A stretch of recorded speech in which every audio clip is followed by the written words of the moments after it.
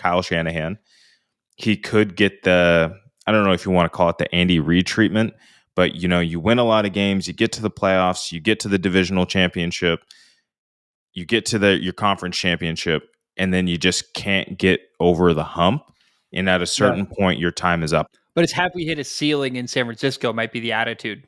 Yes, have you hit a ceiling? And he knows it, so it might be a mutual parting of ways, kind of like what's his name, Mike Dunleavy when he took over for Bob Myers as general manager at Golden State.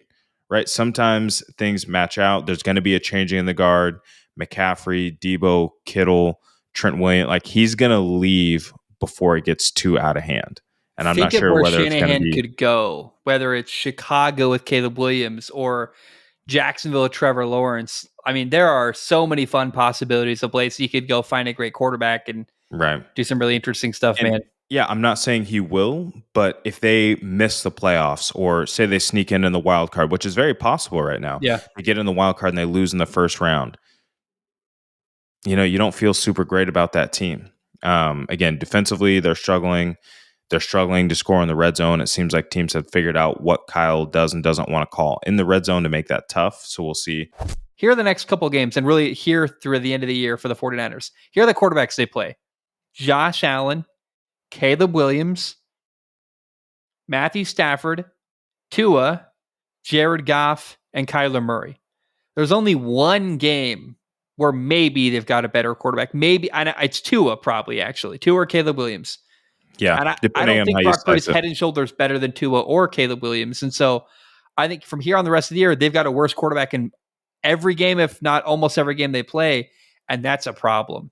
The way Tua looked, these last 2 weeks, I feel pretty good about him being better than Brock Purdy. Sure. That's what I said. You get one, but is he, if it's even a question, that's scary. And he's he's a top 20 quarterback in the NFL, I guess. Yeah. Brock Purdy is, but you can't pay the 20th best quarterback in football. And you're not going to win with that either. Yeah. And that's kind of where he's at right now. And it's amazing that at this point last year, we were talking about him as an MVP candidate. And to see, again, the regression that the team has had this year, again, they've had a lot of coaches and coordinator changes, outside of Kyle Shanahan that have happened. They've had just so many injuries, and not cluster injuries where everybody's out, but it's just somebody's always missing. They're not quite always at full strength. And that can be really, really hard when you're installing plays and you're like, oh shit, well now this guy's out. And you don't really get that clean moment. So it's been a tough year for them. One of the ones that certainly makes you look in the mirror and say, do we have the right coach? Do we have the right quarterback? And back to the plot twist later, it could be a nice goodbye for Kyle Shanahan. And then maybe the Niners are looking for their next quarterback. Dude, a couple of things. Robert Saleh would do wonders for this defense. That's number one. I mean, he could. What rules out him coming back? As a defensive coordinator. But also, if you do first, I don't think they're going to part ways with Kyle Shanahan. I almost wonder if Kyle Shanahan would look.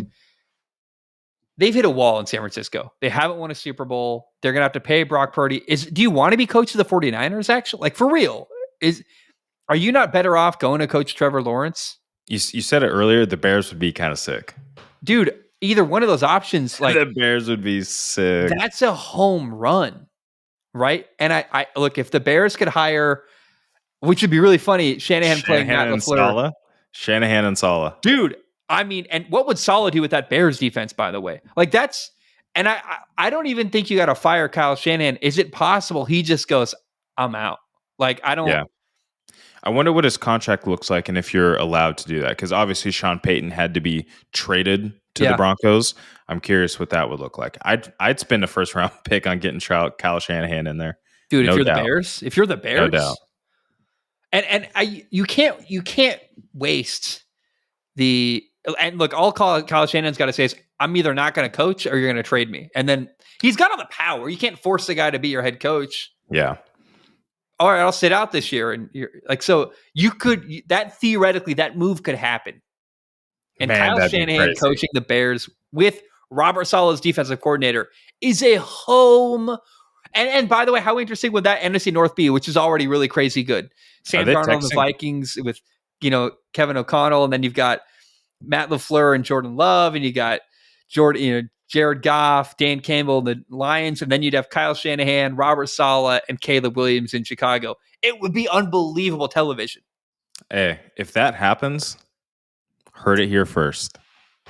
I think the thing we touched on, like the little best nugget of the show today, is the idea: does Kyle Shanahan want to be in San Francisco? Like, is that in his best interest to be the head coach of the 49ers next year? We got to pay Brock Purdy. The team around Brock Purdy is aging. McCaffrey's been injured. George Kittle's not getting any older. Brandon Ayuk's been injured. Deebo Samuel's getting older. The core is getting older. We're about to lose Trent Williams, who's going to retire. Like, I don't know that the future is necessarily bright in San Francisco. The end is near, and is that a place you want to be? Or as you, and by the way, Kyle Shanahan, say what you want. He has never had a special quarterback his entire time in San Francisco. It just never happened. The best quarterback he's ever had was his backup, Sam Darnold, probably, to be honest, like for real.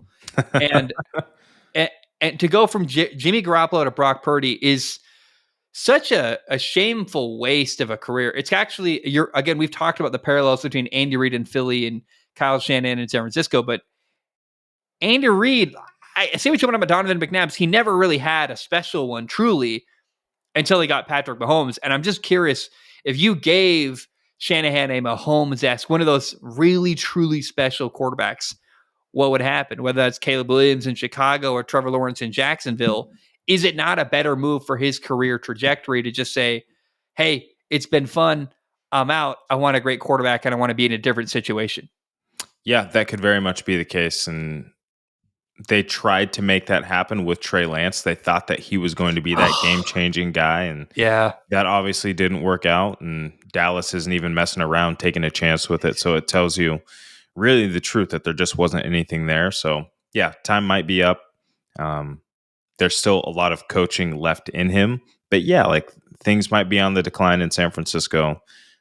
Maybe we're overreacting. Maybe they have some crazy, comeback the second half of the season, but bottom line is, like we talked about, there's a lot of injuries on this team consistently. You got to start paying people a lot of money. A few guys are going to retire here soon. Like a guy like Kittle, like how much longer can he keep going, sustaining all these injuries, being available for the team, and not have that Super Bowl win? So I'm not sure how much longer you can keep the core together financially. And then again, Brock Purdy's not the guy that gets you over the hump. Your left tackle, Trent Williams, is 36 years old. Like that's all you need to know, man. Like that the dominoes are about to fall in San Francisco. And that's a really talented coach to be wasted on a bad football team. And here's the thing.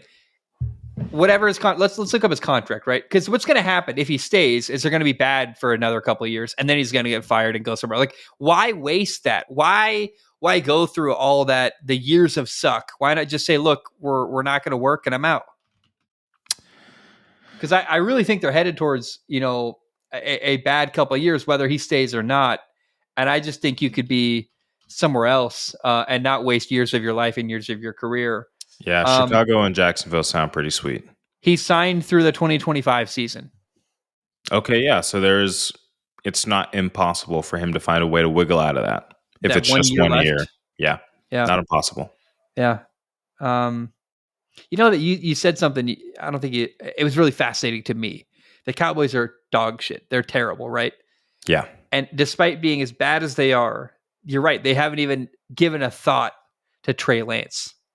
No, not at all. That's bad. You're telling me Cooper Rush is all you want to see? Like, why not throw him out there? But again, teach their own.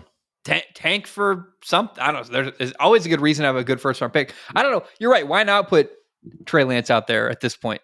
Why not? Show him off. See what he's got. Maybe something clicks for him this, second, third time around. You never know. But I mean, if you're terrible, you have a better draft pick. You really can't lose, honestly, with that move. I know exactly what I've got in Cooper Rush. We've seen it for a number of years now. But Trey Lance,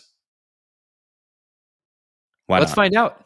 Let's find out what we have on next week's episode of Dallas Cowboys taking another loss.